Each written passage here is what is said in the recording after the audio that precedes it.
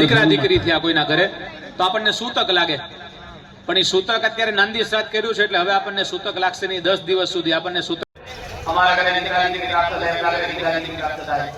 આમનો અમારો વંશ વેલો એ તમારી કૃપાથી ચાલ્યા કરે. દીકરા દીકરી બધાય સેમ સેમ